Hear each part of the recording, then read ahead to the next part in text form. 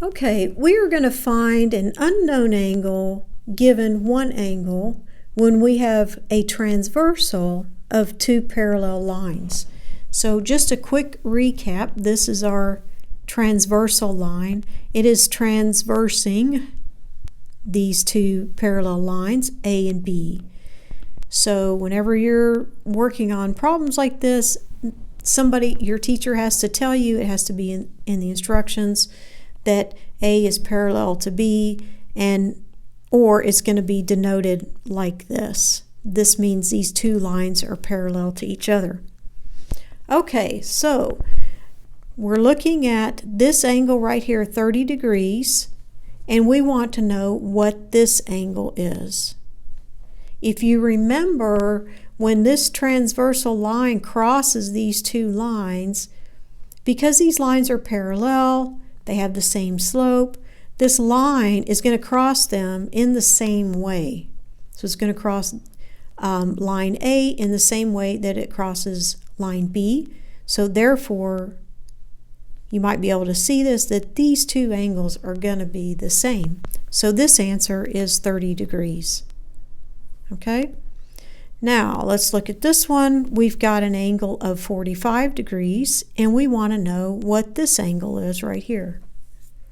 Well, these angles are called vertical angles, and vertical angles are equal to each other. So this angle will also be 45 degrees. Okay? All right, let's look at this one. This looks a little different. There are no angle measurements on here, but there is this right here. This is your clue, and this is a right angle. And when we have a right angle, it tells us that this is 90 degrees. And because this is 90 degrees, this is 90 degrees because we have a line here. This is a straight line, and we know a straight line is 180 degrees. I'm sure you've heard it said, they did a 180, and that just means that, okay, they were facing this way and now they're facing this way, right? So that's a 180 degree angle right there. Okay, so because those are 90 degrees, all these other ones are also 90 degrees. Okay, so what is this? That angle is going to be 90 degrees also. Okay? All right, we got one more. So we got this angle of 50 degrees, and we want to know what this angle is. Sometimes I find it easy just to write down what all the other angles are so I can see it. So I know this is the corresponding angle of that angle up there, so I know that that's also 50 degrees. I'm going to go ahead and do this notation just because. Get used to seeing it.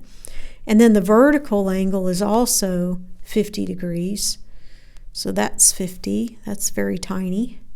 And this is also going to be 50 degrees. Okay. So now we've got those four angles, but we still don't have this one that we want right here. Okay, what is this angle right here?